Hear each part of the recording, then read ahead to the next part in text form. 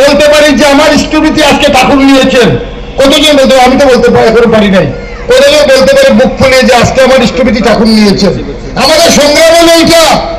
আমাদের সংগ্রাম তপনদার সঙ্গে যুদ্ধ না, আমার সংগ্রাম হলো আমার মনের সঙ্গে, আমার গ্রন্থির সঙ্গে আমার যুদ্ধ, যে আমি আমার গ্রন্থিকে কতটুকু আমি ঠাকুরময় করতে পেরেছি। আমি বুক ফুলিয়ে বলতে পেরেছি কি পারবো কি আজকে সকলের ইষ্টভৃতিটা আমার ঠাকুর। যখন বাড়িতে গিয়ে চিন্তা করা যায় যে যে যে কথা বললাম আমি নিজে সেই কথাগুলো পালন করি কি না, যখন দেখা যায় যে যা বলেছি তার মধ্যে তো অনেকটাই আমি নিজে পালন করি না, তখন কিন্তু নিজের মধ্যে একটা ধাক্কা লাগে। ঠাকুর এই ধাক্কা লাগানোর জন্যই এই আলোচনা নামক জিনিসটা আমার মনে হয় আবিষ্কার করেছেন। আপনার মোটেই ধরে নেবেন না যে আমার কাছ থেকে কিছু জানার জন্য আপনারা এখানে দাঁড়িয়েছেন আর আমি আপনাদেরকে জানানোর জন্য আমি এখানে দাঁড়িয়েছি। তো আমরা এখানে সবাই প্রায় ঠাকুরের আশ্রিত।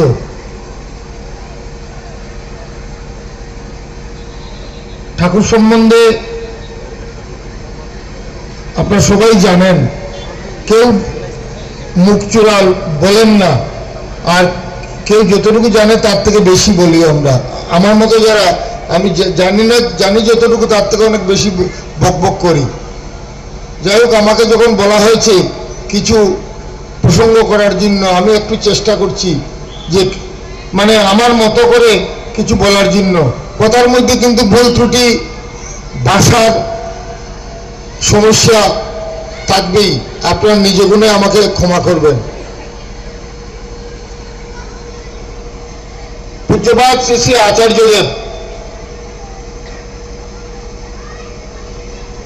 পূজ্যপাদ শ্রী শ্রী আচার্যদেব মানে যিনি ঠাকুরের জীবন্ত প্রতিভূ। বর্তমান আচার্যদেবী পরম পূজ্যপাদ শ্রী শ্রী বরদার শতবর্ষ উৎসব যখন গুয়াহাটিতে পালন করার জন্য মিটিং করতে এসেছিলেন, তখন গুয়াহাটির অমরধামের বারান্দায় কর্মীদেরকে নিয়ে একটা বৈঠক করেছিলেন।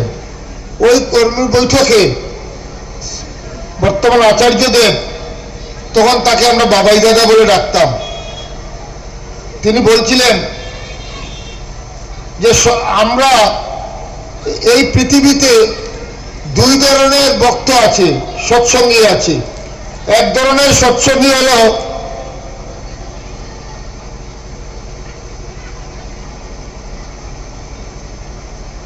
দ্বৈতবাদী, আর এক ধরনের সৎসঙ্গী হলো অদ্বৈতবাদী। দ্বৈতবাদী যারা, তাদের কাছে শ্রী শ্রী ঠাকুর একটা সত্তা আর আচার্যদেব আরেকটা সত্তা। আমার কথা না, কিন্তু শ্রী শ্রী বাবাই দাদার কথা, যে ঠাকুর একটা সত্তা আর আচার্যদেব একটা সত্তা, তারা হলো দ্বৈতবাদী। আমি কিন্তু তাদের দলে নেই। তারা দুজনকেই মানে, দুজনকেই পূজা করে, কিন্তু দুই রকমের সত্তা মনে করে তারা পূজা করে। তিনি বললেন আমি কিন্তু এই দলে নেই। তিনি বললেন আরেকটা দল আছে যারা হলো অদ্বৈতবাদী, যাদের কাছে ঠাকুর যা আচার্যদেব তা, একই সত্তা, ঠিক আলাদা রূপ। তিনি বুঝাতে গিয়ে বললেন যে শিম সিদ্ধ আর শিম চচ্চড়া আর শিমের ঝোল, শিমেরই সিদ্ধ, শিমেরই চচ্চড়া, শিমেরই ঝোল, মানে সত্তা একটাই, জিনিস একটাই, সেটা হলো শিম। একটা হলো সিদ্ধ ফর্মে, সিদ্ধ রূপে, একটা হলো চচ্চড়া রূপে, একটা হলো ঝোল রূপে, কিন্তু বিষয়টা কিন্তু শিমের। ঠিক এরকম বুঝিয়ে বললেন যে ঠাকুরের আচার্যদেব একই সত্তার আলাদা রূপ। যারা ঠাকুর এবং আচার্যদেবকে এক এবং অভিন্ন মনে করে পূজা করে, আমি কিন্তু তাদের দলে, তারাও অদ্বৈতবাদী। তো সেই আচার্যদেব যা বলেন আমরা কি মনে করি যে এটা ঠাকুর বলছেন, কারণ ঠাকুর তো এখন আমাদের চোখের অন্তরালে। তাকে আমরা যাই প্রার্থনা করি তিনি সব দেখেন, সব শুনেন, কিন্তু তার পরিবর্তে তিনি আমাদেরকে যে সেই সমস্যা থেকে বের হওয়ার যে রাস্তা দেন, সেই রাস্তাটা তো তার মুখ থেকে আমরা শুনতে পারি না। কার মুখ দিয়ে শুনি? আচার্যদেবের মুখ দিয়ে শুনি। সেই আচার্যদেব যখন আমাদেরকে যা করতে বলেন, আমার মনে হয় এই যথাসময়ের ইষ্ট নির্দেশ মূর্ত করাই তো সেই যথাসময়ের ইষ্ট নির্দেশ হলো এই মুহূর্তে আমাকে আচার্যদেব আমাকে কি করতে বলছেন, আচার্যদেব আমাদের উদ্দেশ্যে তার কি আশীর্বাণী, সেটাই হলো আমাদের কাছে সব থেকে পাথেয়। আমাদের কাছে নান্য পন্থা বিদ্যতে, আর কোনো পন্থা নেই যে এটাই আমার। সেই পন্থাকে যে মানে না, সেই পন্থাকে যে বিশ্বাস করে না, সেই পন্থাকে যে পাথেয় হিসেবে নেয় না, যার কাছে সেটা ছাড়া আর কোনো পন্থা আছে আচার্যদেব ছাড়া, যার আর যদি কারো কাছে এমন কোনো রাস্তা থেকে থাকে, আমি তারই ভাষায় বলবো সে ঠাকুরকে মানে না, সে মানে তার নিজেকে, সে পূজা করে তার অহংয়ে, সে নাম দিয়ে রেখেছে ঠাকুর, তার অহংয়ের পূজা করে, তার নিজের ইচ্ছের পূজা করে, তার নিজের ব্যক্তির পূজা করে সে নাম দিয়ে রেখেছে ঠাকুর। তাই আমরা দীক্ষা নিয়ে শিক্ষা ধরিস, আচার্যকে করে সার, আচরণী বুধ চয়নে জ্ঞানের সাগর হস না পার। এই আচরণী বুধ চয়নে জ্ঞানের সাগর আমরা পার হবো। এই প্রসঙ্গে আমার জীবনের একটা ছোট্ট গল্প বলছি আপনাদেরকে। আমি কিন্তু তপনদা জয়গুরু, আমি কিন্তু অসম্ভব বদমাস ছেলে। আপনার রত্নাকর দস্যু বললে আমাকে একেবারে যে খারাপ বলবেন তা না। আমি যখন ক্লাস 10-এ পড়তাম তখন আমি আরো দুর্দান্ত ছিলাম, দুরন্ত ছিলাম। আমার ক্লাস টিচার প্রায় দেখতেন আমি ক্লাসে ফাঁকি দিচ্ছি। তিনি একদিন একটা গল্প বললেন আমাকে, গল্পটা মনে করবেন গল্পটা কিরকম, মজা লাগবে কিন্তু। আমাকে বললেন, আমাকে বুঝানোর জন্য আমাকে বললেন, তিনি ছিলেন আমার নরেশনাথ স্যার।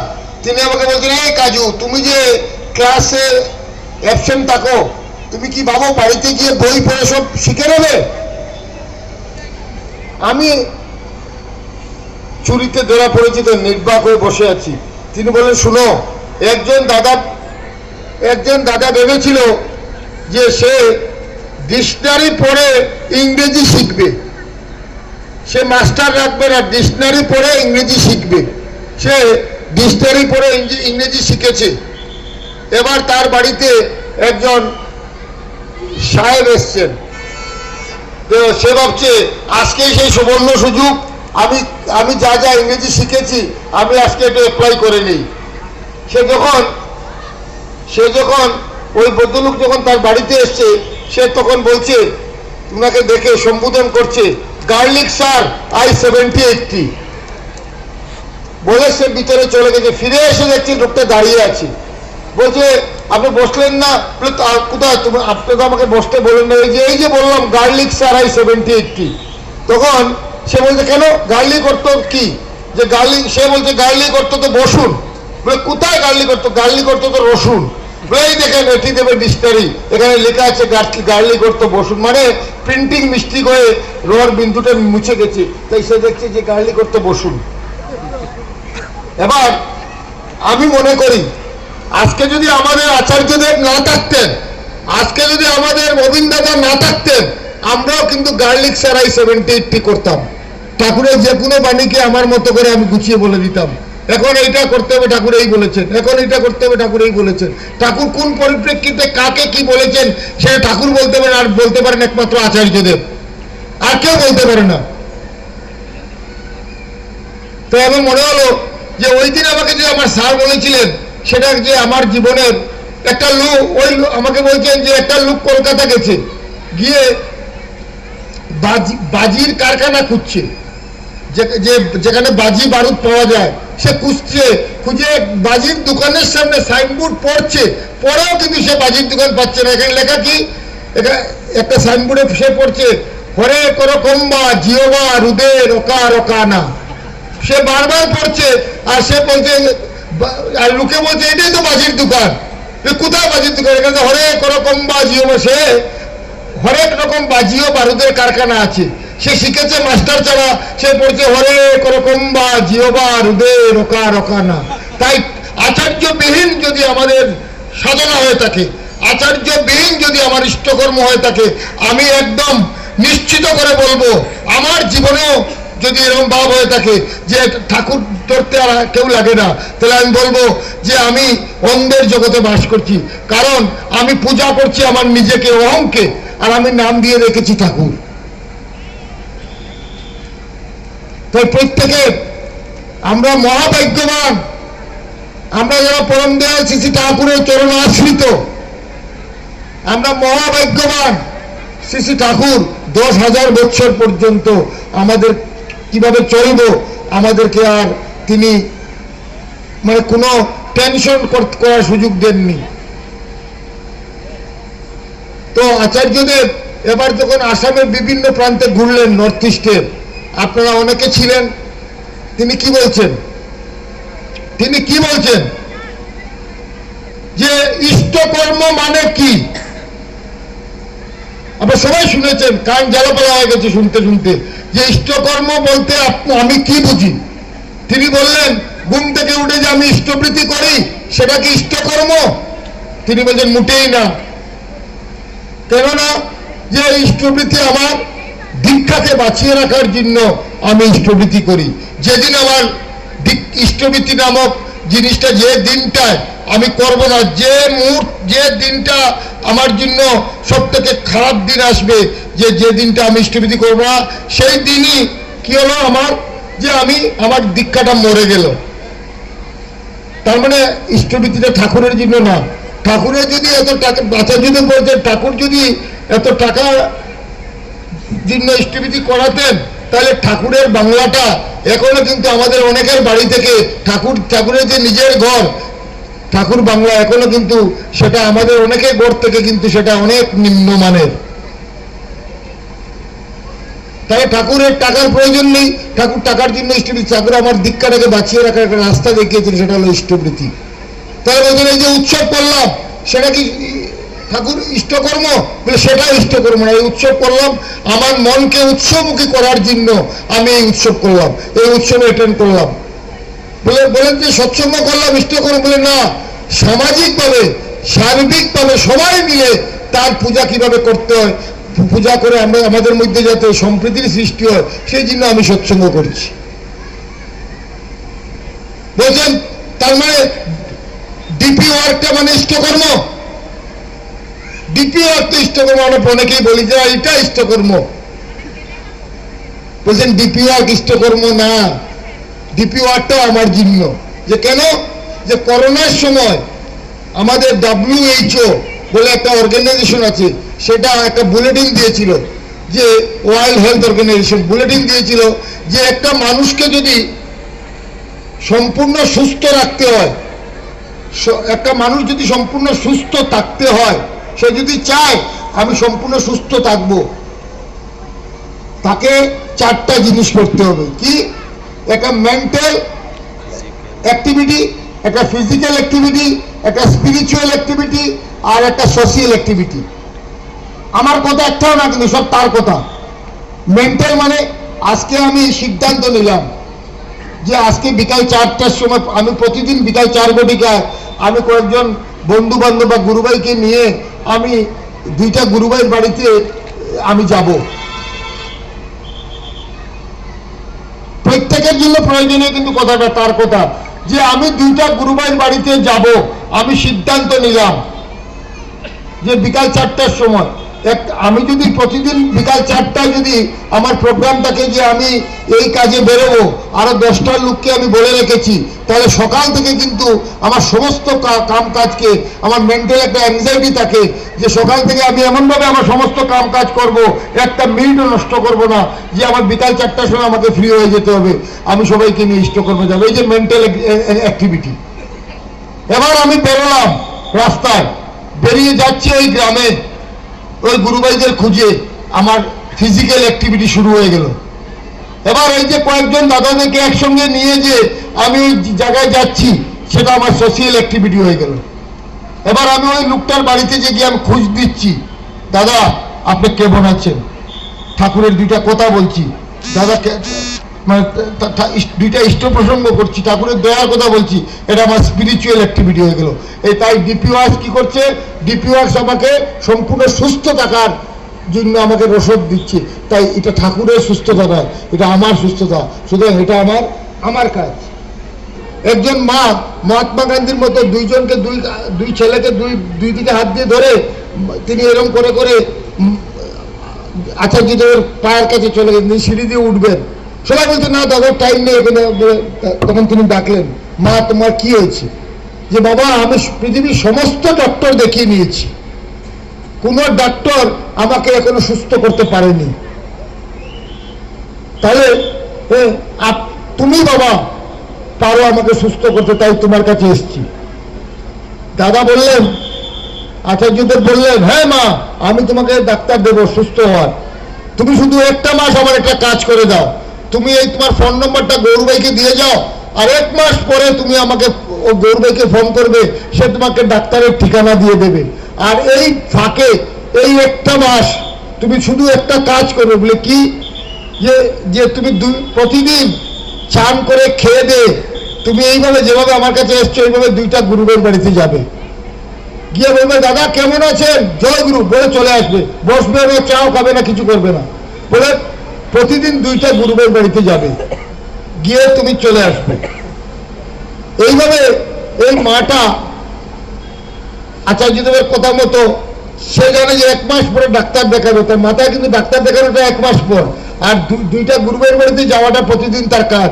এইভাবে করতে করতে যখন 1 মাস কমপ্লিট হয়ে গেছে, তখন গৌরবাইকে সে ফোন করেছে যে দাদাকে বলবে আমি এখন সম্পূর্ণ সুস্থ, আমি উনার কাছে মহাত্মা গান্ধীর মতো গেছিলাম, এখন আমি নেতাজি সুভাষ হয়ে গেছি।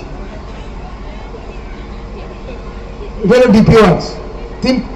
আচার্যদেবেরই এক ক্লাসমেট, একজন দিদি, তিনি ন্যাশনাল ভলিবল টিমে তিনি খেলেছেন।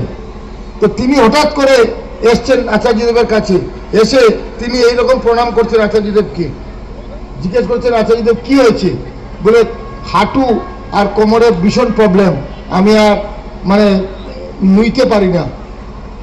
বলেন যা তুই বাড়ি গিয়ে ডিপি ওয়ার্কস কর। সে জানেই না ডিপি ওয়ার্কস কি। তারপর বলে বুঝিয়ে দে তো কি করবে, ওই জেনে গেল ওই দিন যে ডিপি ওয়ার্কস কি। সে গিয়ে 2-3 মাস পর সে এসে আচার্যদেবের কাছে প্রণাম করে তার কাছেই বসছে মাটিতে। বলে তুই যে বসে পড়লি, বলে তুমি বললে কাজ করতে, আমি করলাম, 1-1.5 মাস পর থেকে আমার এইসব ব্যথা উদা হয়ে গেছে।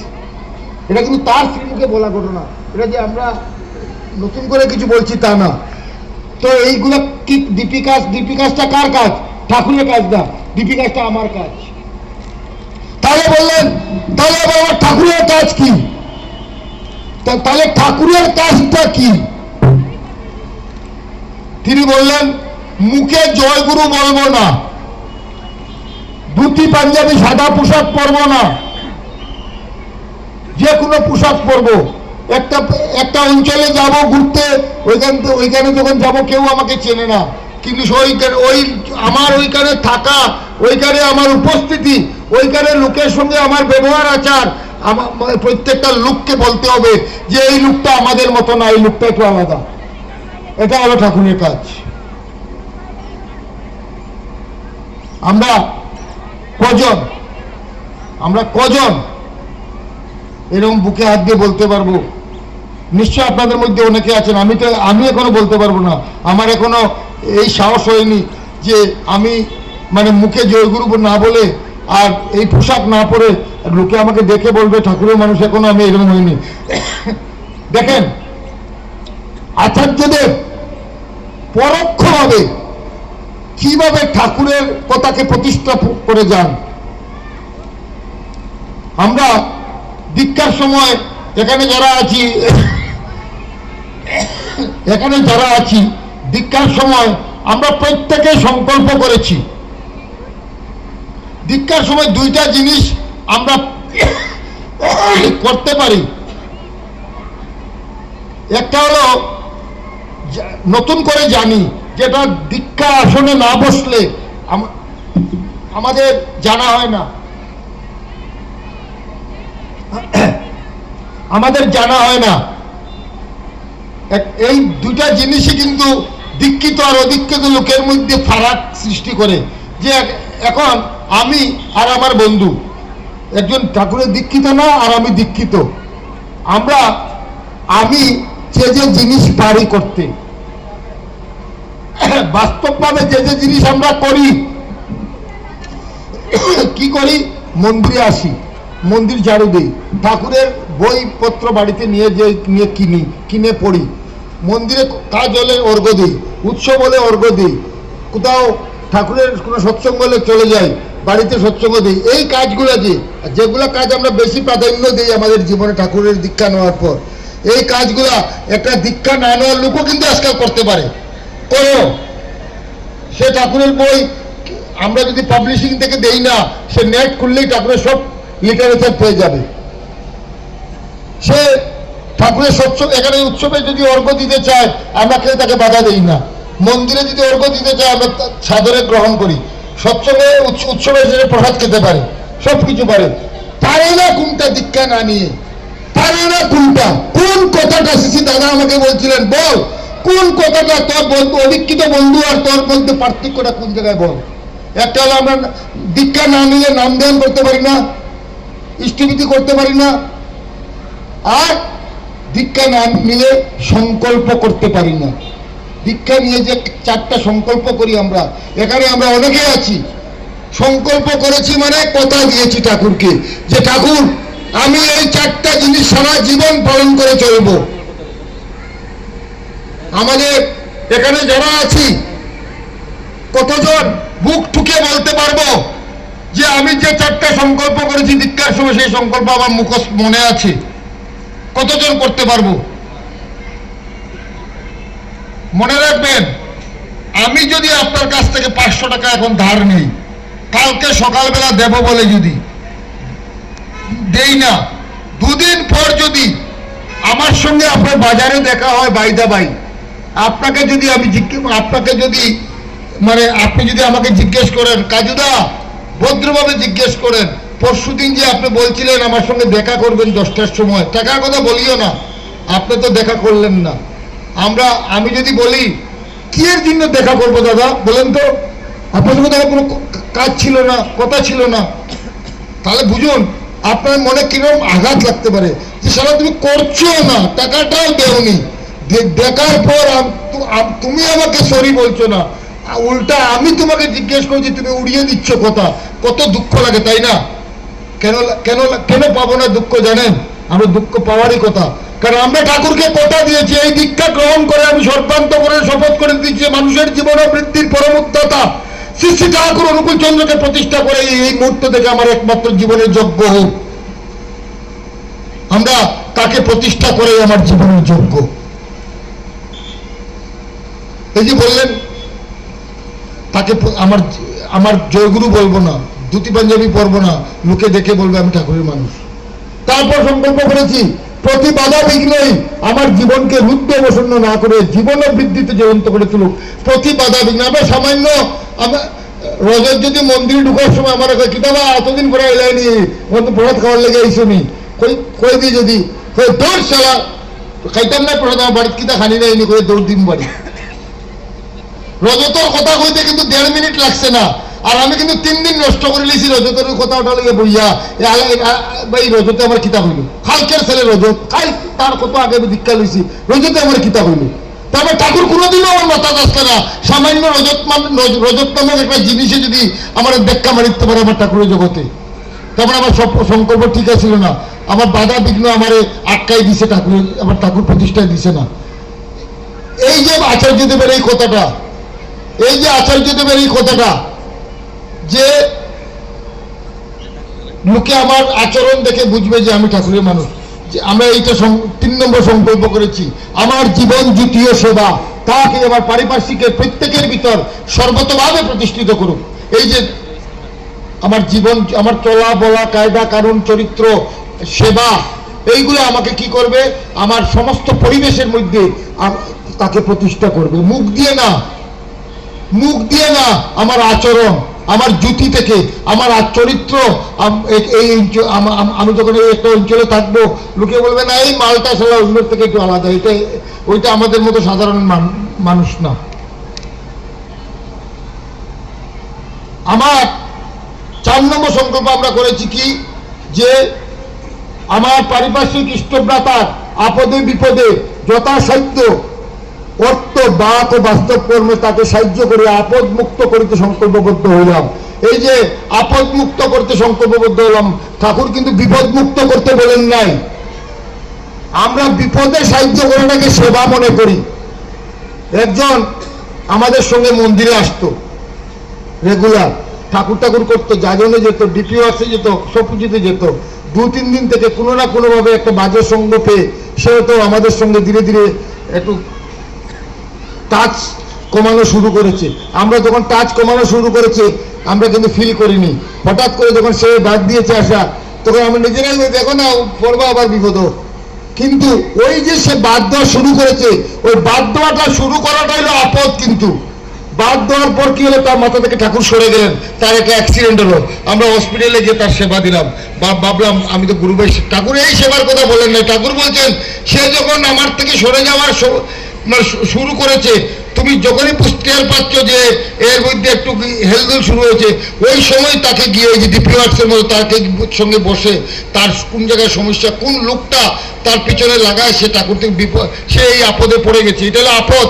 সে ঠাকুর থেকে সরে যাওয়াটা হলো আপদ। আর ঠাকুর থেকে সরে গেলে, ঠাকুর মাথা থেকে সরে গেলে বিপদ পড়বে, এটা স্বাভাবিক, ওইটা হলো বিপদ। ঠাকুর আমাদেরকে আপদ মুক্ত করতে বলছেন। তাই প্রত্যেকে আমাদের উচিত এইভাবে প্রত্যেককে নিয়ে আমরা কিভাবে চলতে পারি।